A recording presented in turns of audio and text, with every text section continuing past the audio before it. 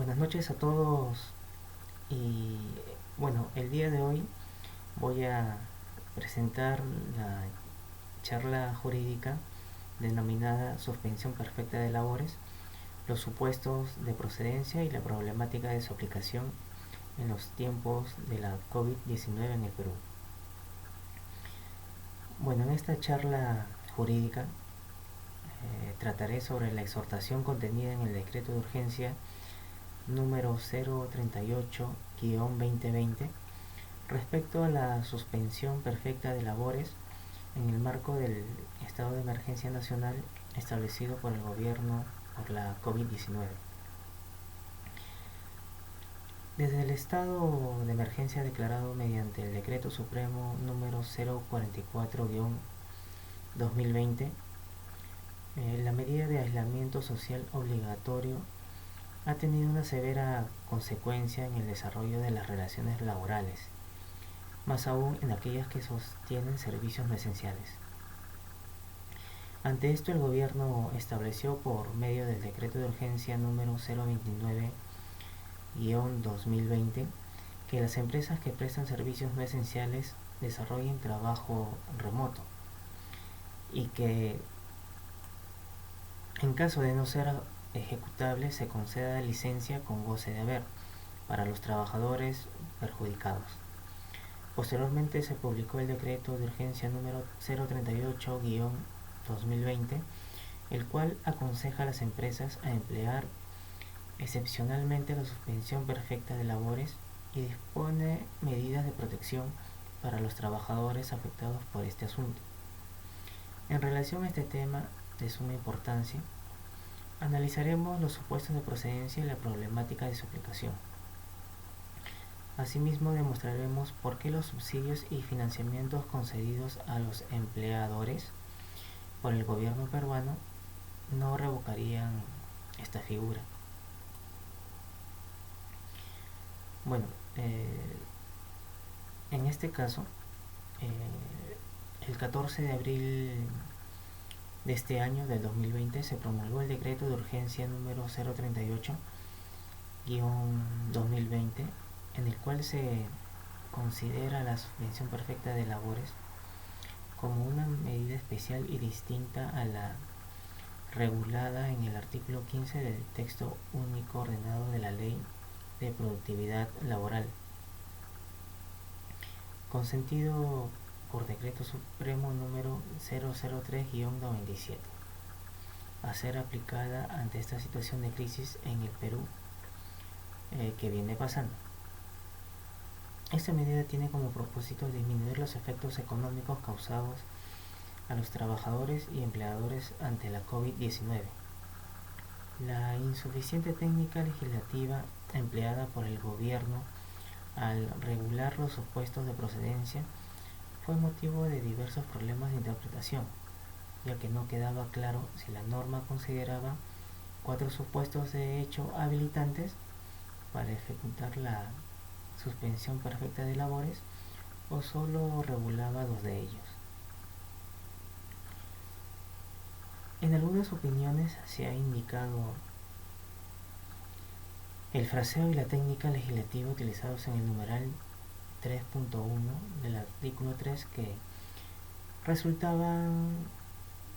no resultaban nada claros, lo que motivó por un lado se entienda que ante la utilización del disyuntivo o en 2 oportunidades tendríamos 4 supuestos de hecho para la petición de una suspensión perfecta de labores. El punto A sería empleadores que no pueden ejecutar el trabajo por la naturaleza de sus actividades. El punto B, empleadores que no pueden ejecutar el trabajo remoto por el nivel de afectación económica. El punto C, empleadores que no pueden emplear la licencia con goce de haber por la naturaleza de sus actividades. El punto D, empleadores que no puedan emplear la licencia con goce de haber por el nivel de afectación económica. Como también se puede entender que solo se trata de 2 supuestos. Punto A, cuando los empleadores no pueden ejecutar el trabajo remoto por la naturaleza de sus actividades. Y el punto B, no puede emplear la licencia con goce de haber por el nivel de afectación económica.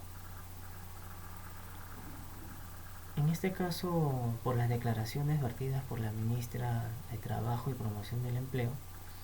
en varios medios de comunicación,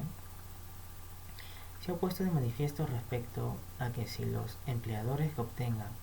o hayan obtenido subsidios por parte del Estado durante el estado de emergencia nacional y sanitaria, que fueron beneficiados con financiamientos en el marco del programa Reactiva Perú, también pueden implementar la suspensión perfecta de labores. Algunos de estos problemas de interpretación fueron solucionados con la publicación del Decreto Supremo número 011-2020, que dictamina normas complementarias para la aplicación del Decreto de Urgencia número 038-2020, y en el cual se ha explicado con mayor claridad y detalle los supuestos en los que los empleadores pueden emplear la suspensión perfecta de labores, ya que aún se mantienen ciertas interrogantes cuyo análisis y respuestas resultan importantes en la toma de decisiones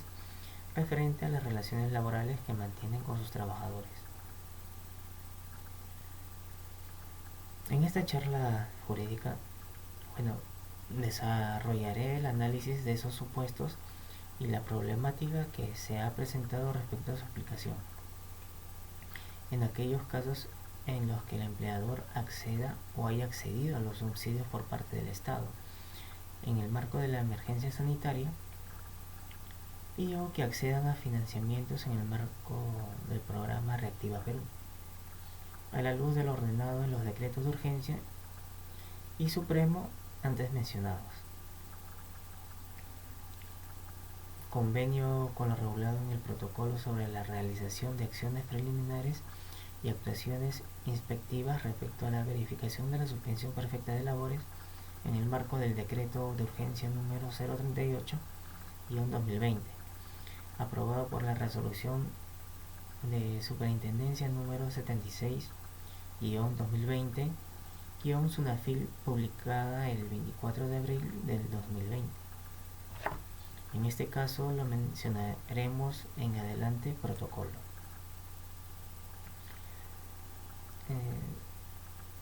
Hemos visto que este problema de la COVID-19 ha traído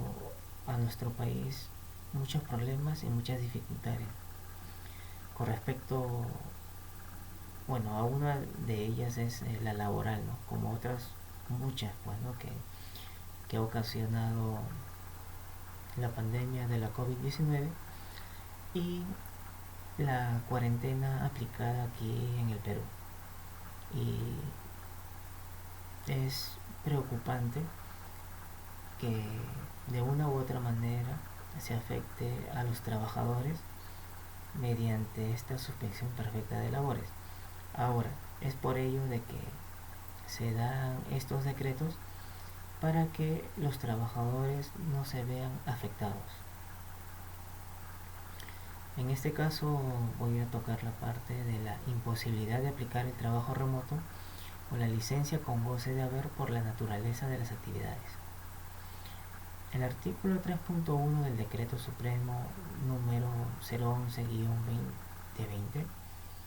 inicia el desarrollo de los supuestos habilitantes de la suspensión perfecta de labores, señalando lo siguiente. Para efectos de lo dispuesto en el numeral 3.1 del Decreto de Urgencia número 038-2020, se entiende que existe imposibilidad de aplicar trabajo remoto o licencia con goce de haber por la naturaleza de las actividades, en cualquiera de los siguientes supuestos. En este numeral se desprenden dos supuestos habilitantes. 1.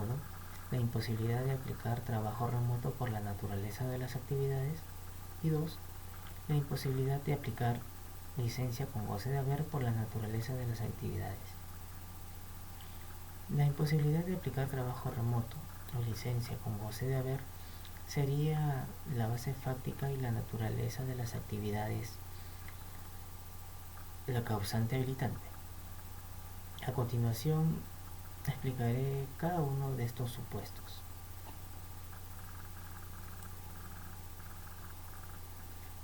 La imposibilidad de aplicar trabajo remoto por la naturaleza de las actividades. El decreto supremo determina que se configura este supuesto cuando la naturaleza de las actividades hace imposible emplear el trabajo remoto, por requerir la presencia del trabajador de forma indispensable, por la utilización de herramientas o maquinarias que solo pueden operar en el centro de labores, u otras que resulten inherentes a las características del servicio contratado. La obligación de la presencia del trabajador en el centro de labores o de operaciones para la realización de sus funciones es esencial para la procedencia de este supuesto, así como sucede en los casos de operarios en la agroindustria, en la producción pesquera o en la minería, en los que es inviable que el trabajador labore de manera remota,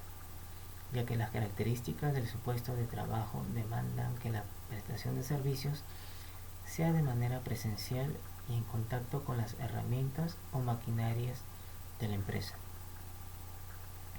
Es fundamental tener en cuenta que el protocolo establece que, en caso el empleador haya alegado en su solicitud la causal de imposibilidad de aplicar trabajo remoto por la naturaleza de las actividades, se le pedirá información sobre lo siguiente. A. Los puestos de trabajo de la empresa, precisando las funciones desarrolladas, identificando aquellos relacionados con la actividad principal y de los que solicitó la suspensión. B. La nómina de trabajadores que ocupan los supuestos relacionados a las actividades de la empresa y de los que solicitó la suspensión.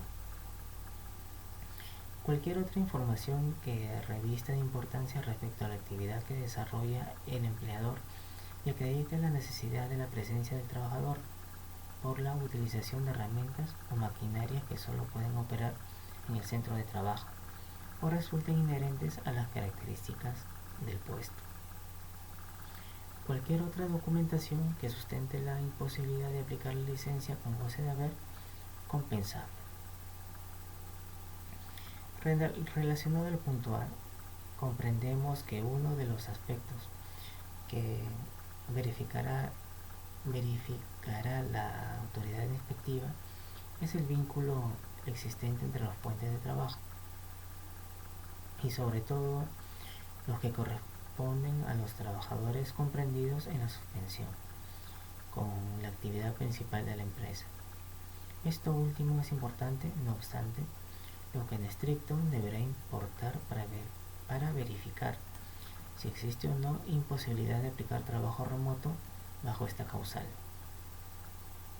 Es la naturaleza de las actividades del puesto de trabajo, no tanto la naturaleza de las actividades de la empresa. Consideramos que para el propósito que se busca con la verificación, cobra mayor importancia la información relacionada con la necesidad de la presencia del trabajador por la utilización de herramientas o maquinarias que solo pueden operar en el centro de trabajo o resulten inherentes a las características del puesto, prevista en el punto C, como pueden ser los protocolos o procesos de trabajo u operaciones o cualquier documento análogo, en los que se pueda advertir la intervención del puesto con las herramientas o maquinarias. Existirán puestos en los cuales dicha interacción resultará evidente, como en los casos de operarios mineros. No obstante, existirán otros en los cuales sí resulta importante revisar los protocolos o procesos, como en los casos de un analista comercial.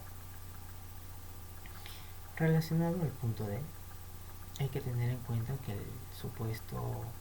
bajo análisis es la imposibilidad de realizar trabajo remoto por la naturaleza de las actividades. no se justifica que el inspector de trabajo se encuentre habilitado para solicitar cualquier otra documentación que sustente la imposibilidad de aplicar la licencia con goce de haber compensable, por lo que consideramos que respecto a dicho punto ha existido un error de redacción, debiendo decir cualquier otra documentación que sustente la imposibilidad de aplicar trabajo remoto.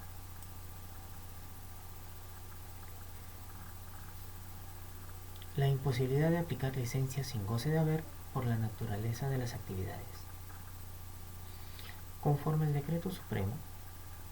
se comprende que existe imposibilidad de aplicar licencia con goce de remuneraciones cuando no resulte razonable la compensación del tiempo dejado de laborar en atención a causas objetivas vinculadas a la prestación, considerando que precisamente la imposibilidad de compensación fue una de las principales críticas a la figura de la ciencia de la licencia con goce de haberes prevista en el decreto de urgencia número 029-2020, pues si bien en un primer momento el plazo de la cuarentena a causa de la COVID-19 fue establecida en 15 días calendarios, con posterioridad este plazo fue prorrogado hasta en 4 oportunidades, alcanzando actualmente, hasta el día de hoy, los 105 días, de manera tal que se habría generado una bolsa de días por compensar de difícil recuperación, configurándose inclusive supuestos en los cuales la compensación de horas resulta irrazonable. En este caso es por el tiempo prolongado de la cuarentena. Inclusive ahora aquí en Lima ya termina la cuarentena el 1 de julio, pero en otros departamentos aún continúa. En este caso va a ser un poco difícil el que se puedan recuperar las horas, por lo menos en los trabajos que sean necesarias la presencia de los trabajadores y que estos no corran riesgos al realizarlas o en todo caso al compensarlas. Entre las causas objetivas vinculadas a la prestación de servicio que hacen que la compensación de horas no resulte razonable se encuentran de forma enunciativa las siguientes. Punto A. Cuando la jornada del empleador cuenta con distintos turnos que cubren su actividad continua a lo largo de las 24 horas del día. Punto B. Cuando por la naturaleza riesgosa de las actividades, la extensión del horario pueda poner en riesgo la seguridad y la salud de los trabajadores. Punto C. Cuando el horario de atención del empleador se sujete a restricciones establecidas por leyes u otras disposiciones normativas o administrativas. Punto D. Otras situaciones que manifiestamente escapen del control de las partes. En el primer supuesto corresponde, por ejemplo, aquellas empresas que desarrollen sus actividades en 3 turnos de trabajo de 8 horas durante el día, siendo imposible asignarles a los trabajadores horas adicionales, fuera de su jornada ordinaria de trabajo, considerando que, además, que la compensación no podría afectar el descanso semanal. El segundo supuesto está relacionado a aquellas actividades de riesgo comprendidas en el anexo 5 del reglamento de la ley número 26790, ley de modernización de la seguridad social en salud, aprobado por decreto supremo número 009-127, tales como la extracción minera, producción de petróleo, construcción civil, pesca, entre otras actividades, por lo cual si se promulga la jornada de trabajo con la finalidad de compensar las horas dejadas de laborar por la cuarentena, aumentan también el riesgo de producirse accidentes de trabajo. En el tercer supuesto encontramos aquellas empresas cuyos horarios para el desarrollo de sus actividades están sujetos a restricciones establecidas por ley y otras disposiciones, como por ejemplo las dedicadas al transporte de carga pesada y mercancías, que conforme a ordenanzas municipales tienen horarios restringidos para su circulación, o los restaurantes que por disposición municipal el horario de atención culmina a determinada hora. Incluso aquellas empresas que, aun cuando la cuarentena sea levantada, pueden reiniciar sus actividades. Es seguro que este reinicio será gradual y estará afectado por restricciones de horarios en el Estado, que el Estado establecerá durante el estado de emergencia sanitaria. En dicho caso, la compensación de horas dejadas de trabajar en la cuarentena también resultará irrazonable. Es relevante tener en cuenta que el protocolo establece que en caso el empleador haya alegado en su solicitud la causal de imposibilidad de aplicar licencia con goce de haber compensable por la naturaleza de las actividades, solicitará al sujeto inspeccionado información sobre lo siguiente: la jornada del empleador, indicando, de ser el caso, los turnos de trabajo; precisar los puestos que desarrollan funciones de naturaleza riesgosa, identificando a los trabajadores que ocupan dichos puestos y si están comprendidos en la suspensión perfecta de labores, cuando las actividades de extensión del horario puedan poner en riesgo la seguridad y salud de los trabajadores. De corresponder disposiciones normativas o administrativas que restrinjan el horario de atención del empleador, identificando los puestos que, por la naturaleza de sus funciones, están impedidos de ser ejercidos, precisando los trabajadores que lo ocupan y si están comprendidos en la suspensión perfecta de labores, entre otra documentación que sustente la imposibilidad de aplicar la licencia con goce. La imposibilidad de aplicar el trabajo remoto o licencia con goce de haber por el nivel de afectación económica. En este caso, otro supuesto de procedencia de la suspensión perfecta de labores presume que el empleador demuestre, bajo los criterios establecidos por el decreto de urgencia, que no cuenta con la capacidad económica suficiente para conservar a todos sus trabajadores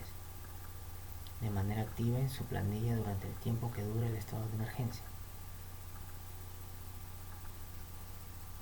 Para efectos de la suspensión perfecta de labores, este requisito ha sido denominado como nivel de afectación económica. Sobre el procedimiento de cálculo del nivel de afectación económica. Fundamentalmente, demostrar el nivel de afectación económica involucra efectuar una comparación entre dos ratios de dos periodos tributarios distintos en el tiempo, que se consiguen de la división de, primero, el ingreso mensual de la empresa, que se consigna en la casilla 301 de los ingresos netos del formato número 621, declaraciones mensuales de la DIGB renta. Segundo punto, el costo total de la planilla de trabajadores denominada masa salarial en el Decreto Supremo número 011-2020 sobre la base de lo declarado en el PDT número 601, planilla electrónica PDT Plane. De manera que se cumple en el requisito del nivel de afectación económica si la diferencia entre ambos ratios supera los criterios establecidos de manera específica, según el tipo de empresa y la naturaleza de las actividades empresariales a las que se dedican durante el estado de emergencia nacional que van desde los 4 puntos porcentuales hasta los 26 puntos porcentuales. El gobierno peruano contempla la posibilidad de que no todos los empleadores pueden haber iniciado actividades antes de marzo de 2019 y que debido a las prórrogas de los plazos para presentar las declaraciones juradas de naturaleza tributaria que han sido establecidas durante el estado de emergencia nacional,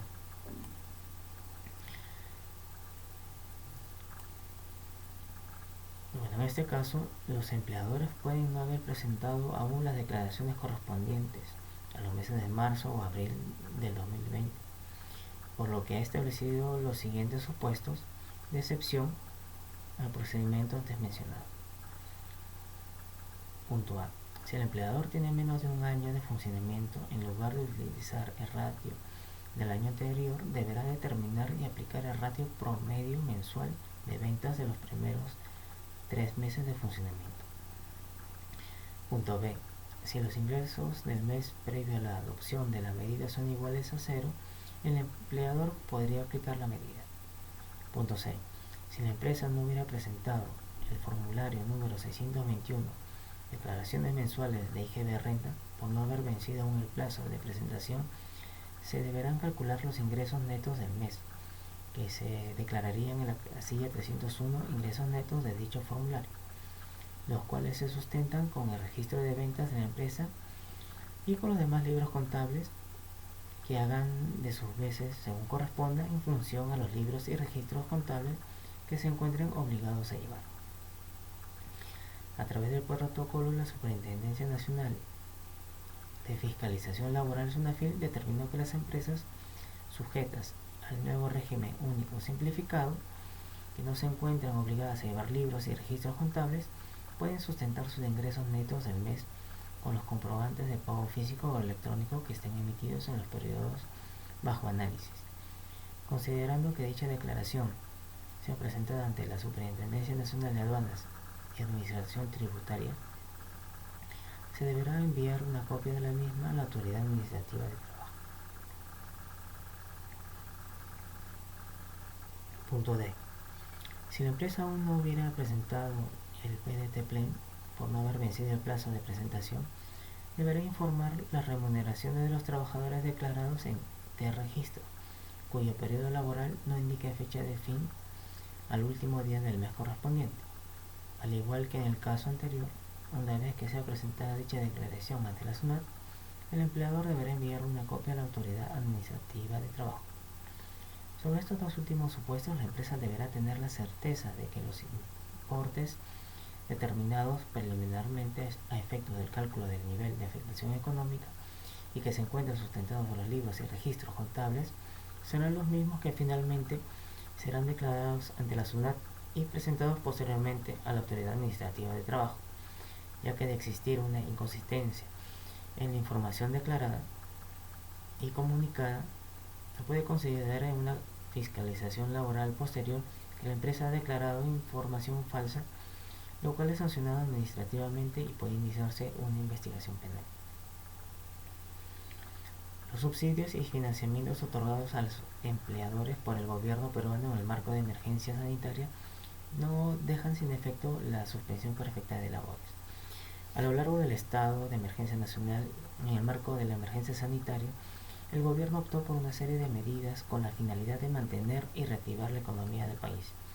utilizando técnicas propias de la actividad de fomento del Estado, encontrándose entre las principales a efectos de nuestro análisis las siguientes. A.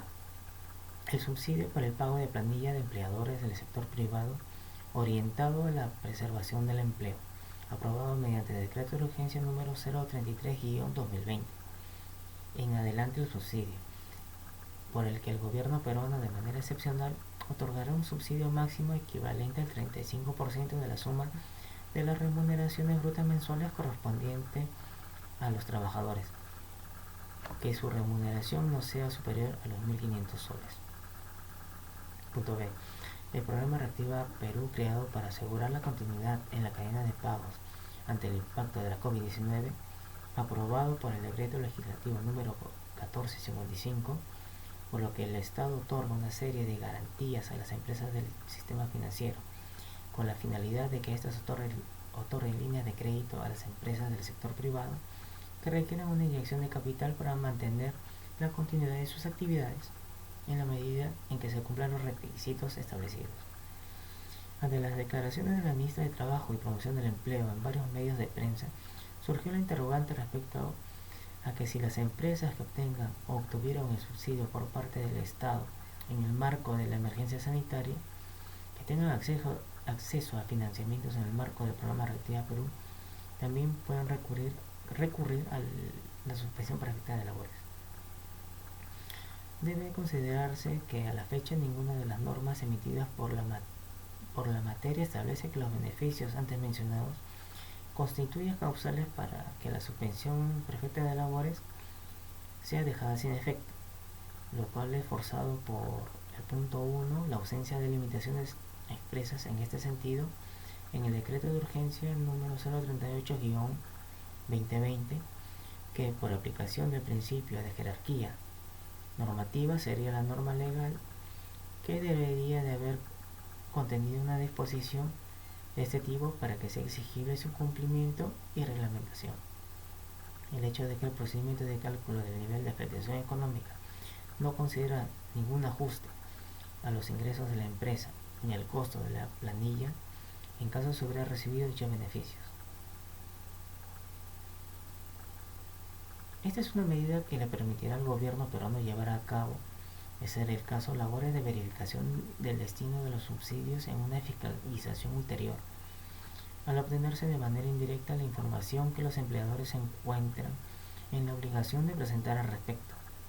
En esto debemos considerar que la obligación de presentar dicha información en el marco de la suspensión perfecta de labores carece de sustento jurídico al no encontrarse directamente relacionada con la misma, precisamente por no haberse establecido en el decreto de urgencia ni en el decreto supremo que el obtener un subsidio constituye una causal para dejar sin efecto la suspensión perfecta de labores. En cualquier caso, entendiendo una mejor técnica legislativa, debió establecerse la obligación de presentar la información sobre el destino de los subsidios mediante un procedimiento o una reglamentación especial. Debemos entender que el contenido fundamental del derecho del trabajo comprende no solamente la obligación del Estado de facilitar un puesto de trabajo mediante apropiadas y oportunas políticas económicas y sociales, sino igualmente el derecho del trabajador a conservar su puesto de trabajo, excepto que medie una causa, motivo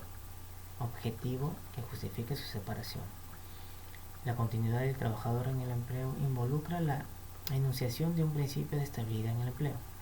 materializado de manera limitada en la imposibilidad de ser despedido sin que concurra una justa causa, lo que ciertamente viene a significar el derecho del trabajador con empleo a no ser expropiado arbitrariamente del mismo. Pese a que en el cese colectivo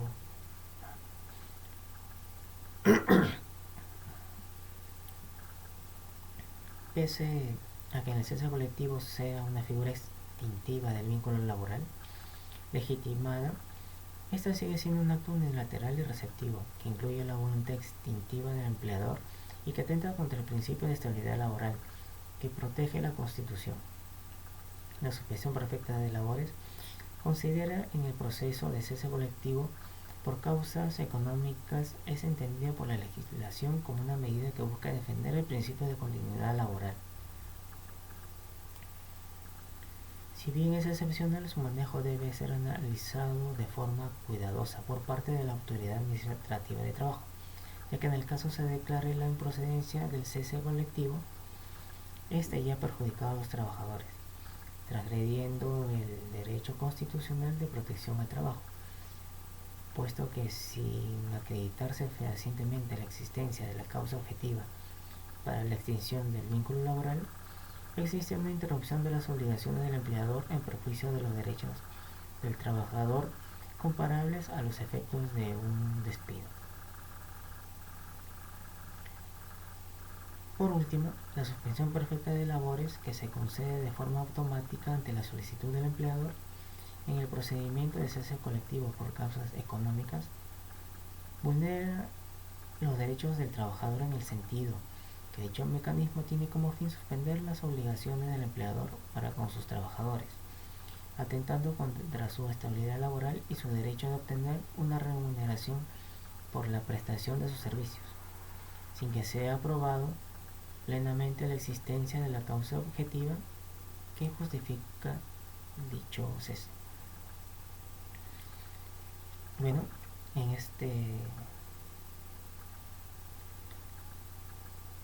esta charla jurídica espero que les haya servido de mucho este tema, que en efecto es muy importante, ya que ahora nos vemos en esta situación del tema de la sujeción perfecta de labores ante la pandemia por la COVID-19. Muchas gracias por su atención y espero que les haya servido de mucho esta charla jurídica. Buenas noches y muchas gracias.